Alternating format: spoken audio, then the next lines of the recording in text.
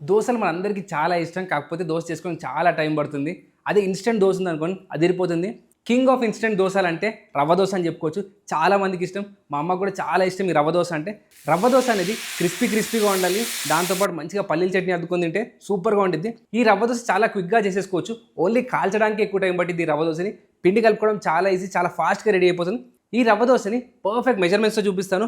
మీరు ఎప్పుడు చేసుకున్నా మీ రవ్వ దోస అదిరిపోయేలా రావాలి అంటే ఈ రెసిపీ ఫాలో అవ్వండి. చాలా సింపుల్. దీనికోసం ముందుగా ఒక కప్పు రవ్వ తీసుకుందాము.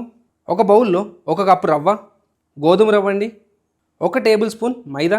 పొరపాటున కూడా ఇడ్లీ రవ్వతో చేయకండి, అస్సలు రాదు మీ దోశ. కంపల్సరీగా గోధుమ రవ్వే వాడాలి.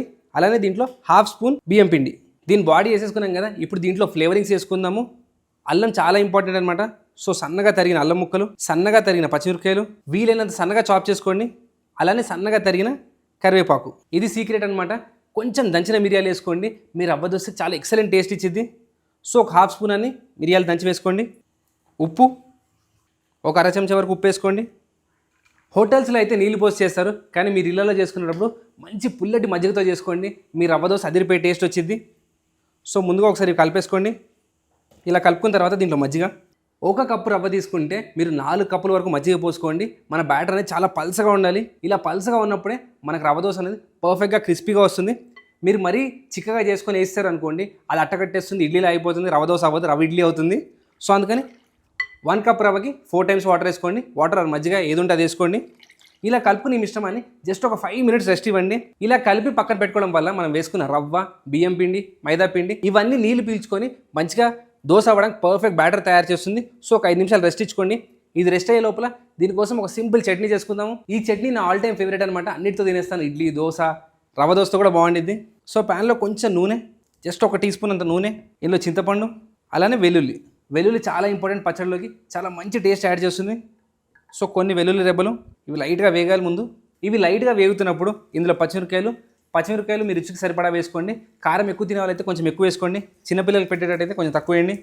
ఒక 4-5 పచ్చిమిరపకాయలు, 1/2 స్పూన్ జీరా, మనం వేసుకున్న పచ్చిమిరపకాయల్లో పల్లీలు, అలానే పుట్నాలు. నా దగ్గర పల్లీలు ఆల్రెడీ వేయించినవి ఉన్నాయి కాబట్టి ఇప్పుడు వేసుకుంటున్నాను.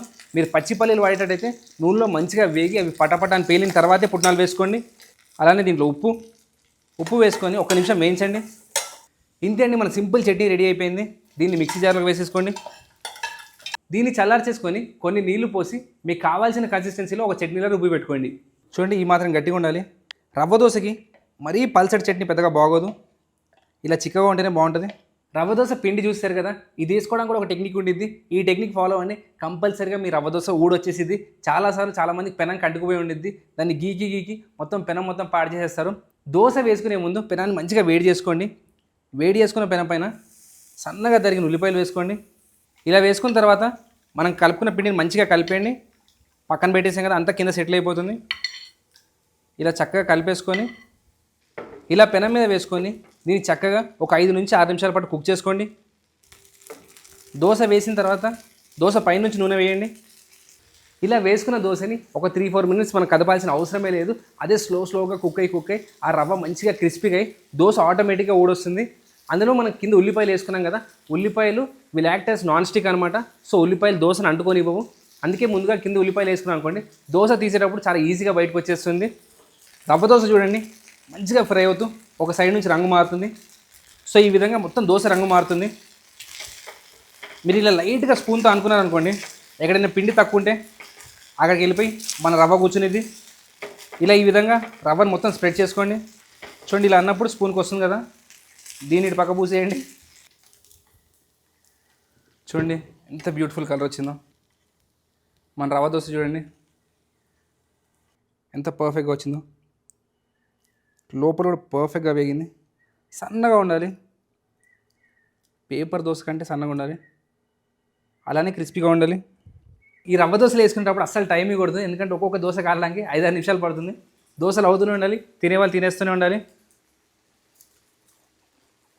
చూడండి ఎంత సన్నగా ఉందో, లిటరల్గా ఇలా పేపర్ తినలా ఉండాలి. ఆ ఉల్లిపాయలు మంచిగా కాలి ఒక బ్యూటిఫుల్ టేస్ట్ ఇస్తుంది ఈ దోశకి. సో తప్పకుండా ట్రై చేయండి, చాలా సింపుల్ రెసిపీ చెప్పాను కదా. 1 కప్ రవ్వ, 1 టేబుల్ స్పూన్ మైదా, 1/2 స్పూన్ రైస్ ఫ్లవర్ వేసుకోండి, పర్ఫెక్ట్గా వస్తుంది.